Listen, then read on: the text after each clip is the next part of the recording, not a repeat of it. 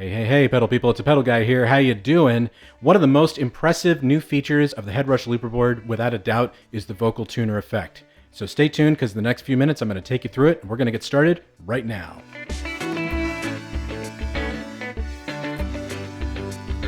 Well, hey there, it's Scott at the Pedal Guy here. How you doing? Well, we're all about pedal demos, pedal knowledge, and pedal sales.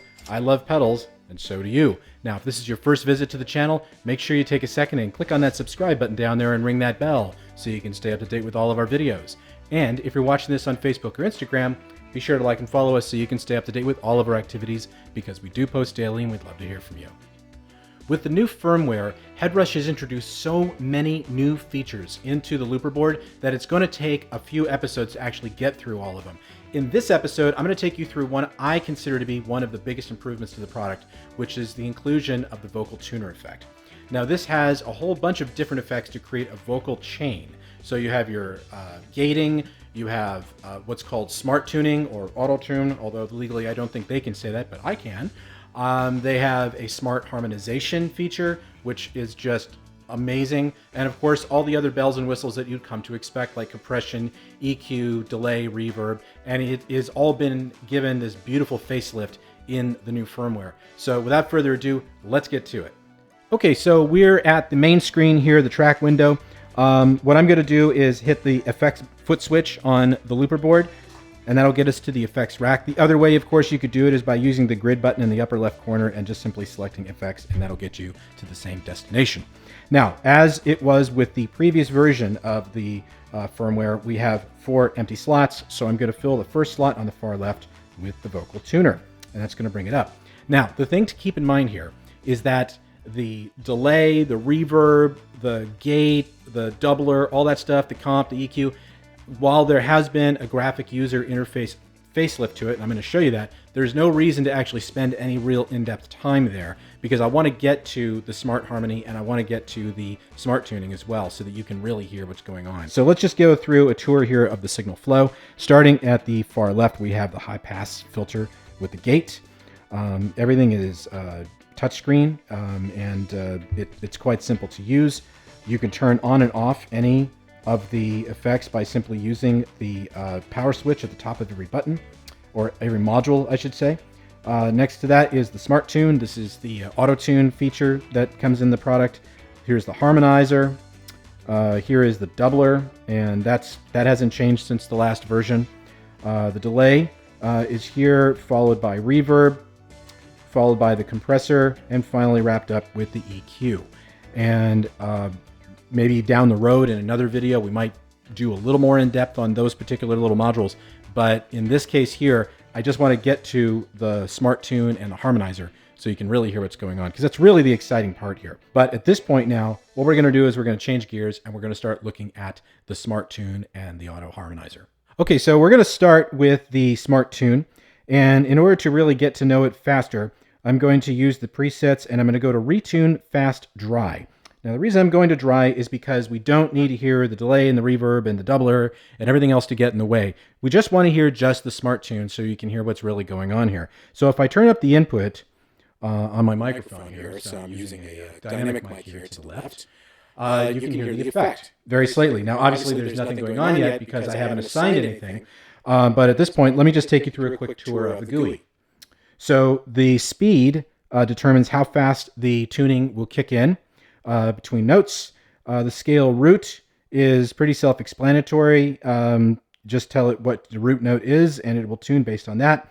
Audio type, this has to do with your vocal range more than anything. I'm a mid-range, so this is perfect setting for me here.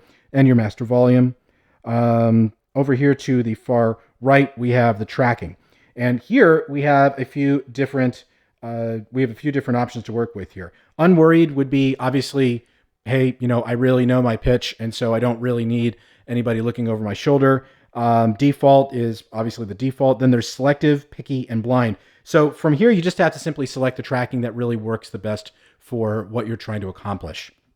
So I'm going to keep it on default for right now. But under here is the scale type. Now, this is where it gets really interesting, because look at all these choices. So we have major scales, minor scales, harmonic minor, melodic minor, Dorian, Phrygian, Lydian, Mixolydian. Locrian, chromatic, pentatonic, and we also have triads as well. So this will really give you a really good idea of what's going on with the effect when we really start kicking into it. So if I go to a major triad, and at this point I've got everything else set up the way it needs to be. I just need to turn the volume up on the microphone here. And let's sing a note and let's see what happens. Okay, so before I hit a note here, just one thing you definitely want to make sure you do. Don't come at it like a mouse. Just you got to put a lot of zip behind the vocal. Otherwise, you get this warbly effect. You got to know that pitch. And so use a piano, use a synthesizer, use a guitar, and really know that pitch before you get into it. So without further ado.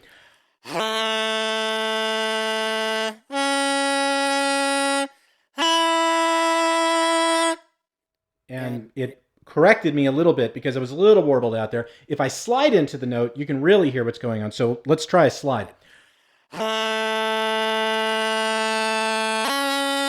So did you hear that? It popped right in. And that's on the default setting with the tracking. If I go to say something like picky, we get something that sounds a little, even a little tighter. We can actually even make that tighter with the speed. We'll just turn it all the way down to 1 millisecond.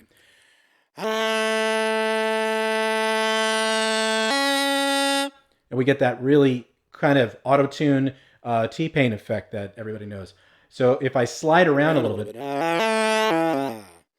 If I talk like this with a little bit of tune, it'll do a lot of the that auto-tune effect that we've all come to know, love, and hate over the years. I'm just kidding about the hate. Everybody digs that sound.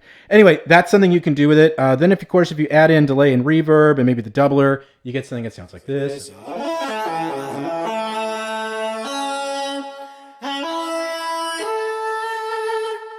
Okay, so now we're going to go to the Harmonizer.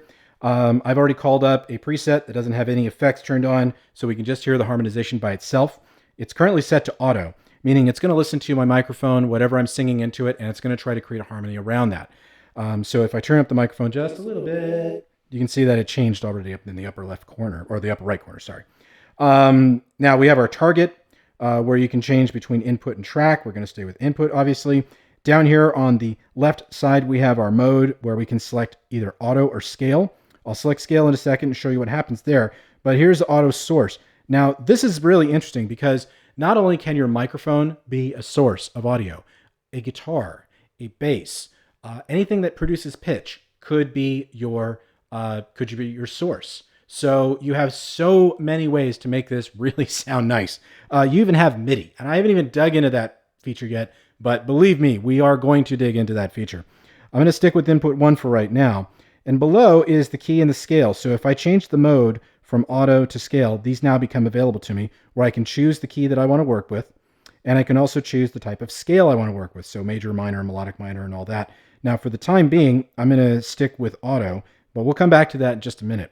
Now to the far right here, we have voice 1, voice 2, the option to either use stereo or mono, and the tightness of the vocal harmony. And I can turn off the different voices if I want. So if I just want a one-note harmony or one-voice harmony, I can do that. Now I have my page buttons over here on the far right, where I can then go down to the individual levels, the gender, the panning, all of that jazz, right here at my fingertips. So voice 1 pitch could be high, it could be low, it could be unison. Voice 2 could be whatever you want it to be as well. You have your gender. Between male and female and all points in between. You have your voice delay. You can put a delay on the harmony, so it doesn't have to just be in unison while you're singing. So you can put a delay behind that. That is really cool. If we go to page 3, this is where I can do the panning and I can do the EQ per voice. So I could have a hard left and a hard right if I wanted to on voice 1 and 2 respectively. I then have the EQ section, a 3-band EQ section right below that. Now, finally, I have my lead vocal, my harmony vocal. So this is like our mixer page here, where the lead vocal can be, obviously you want that to be front and center, but you can adjust where the vocal harmony is going to come in on top of that. So I'm going to keep it around where it was, which is around -3 dB, right around there. That'll work. And what we'll do now is we'll go back up to the first page here. I'll turn up the microphone. Now, just like with the Smart Tune, you do need to hit those notes. You need to mean those notes. Otherwise, what's going to happen is you get this warbling sound, and you'll get a vocal effect that I don't think you'll be that happy with. I'm actually going to turn this up even a little more right there. Yeah.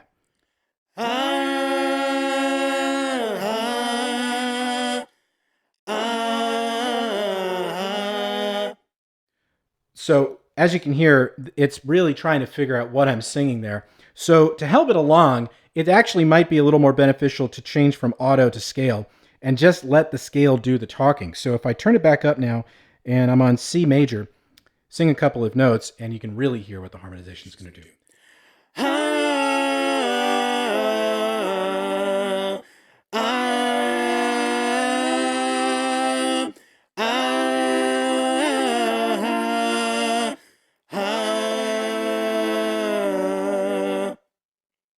And I mean, that's how cool it is, right? Isn't that awesome? If you put the doubler on top of that, and then you put the delay and the reverb on top of all that, wow, you're going to get something that sounds really, really cool.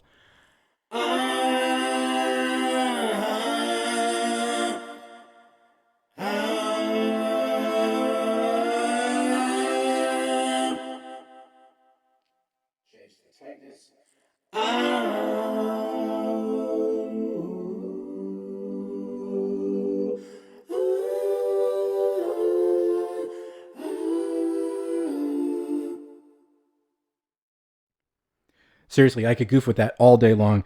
And also, one other thing to note, when you go into scale mode, and you go to the second page, and now you can determine how that harmony is going to be. So it can be a third and a fifth, which it is in this case, or you could change it to a third and a sixth, or you could really make some very interesting adjustments here. So without further ado, let's go to the next phase of this part of the tutorial, and I'm going to show you how to plug your guitar in and have your guitar drive the harmonization. All right, I've turned off a couple of the effects because I just want you to hear just the harmonization au naturel with the guitar. So the guitar's plugged in, and if I go to auto source and change it from input 1 to input 2, because that's where the guitar's plugged in, play a chord, and there you go. So it's going to listen to whatever note I'm playing, and it's going to try to create a harmony around that. So if I turn the vocal mic up now,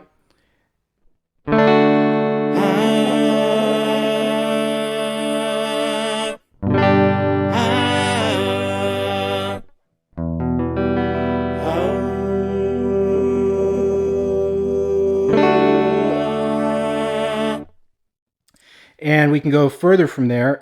Let's say bring the delay back in, bring the reverb back in, go to the harmonizer, and let's go to page 2. And from here, what I'll do is I'll set up a couple of delays here just for fun. So let's bring in an 8th note and a 16th note, and we'll get something that sounds like this.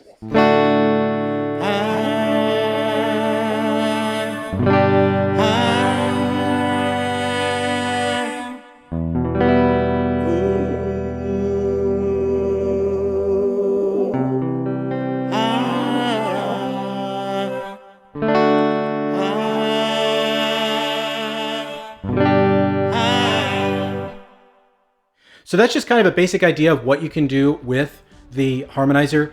We're just scratching the surface here because this is kind of a quick tutorial of sorts, but still, there's so much that you can do with this effect. It really is an all-in-one sound that just is utterly amazing. So definitely, I recommend digging more into this and really giving it a run through. All right, well, that wraps it up for this tutorial on the vocal tuner. Tune in next week and we'll dig into one of the other fine features in the brand new firmware for the HeadRush Looperboard. Well, thanks for stopping by. I hope you enjoyed this video. If you have any further questions, be sure to visit us at thepedalguide.com. But in the meantime, follow us on Facebook, follow us on Instagram, and also be sure to subscribe to our YouTube channel for weekly videos and tutorials. Thanks for stopping by here at thepedalguide.com, where I love pedals and so do you.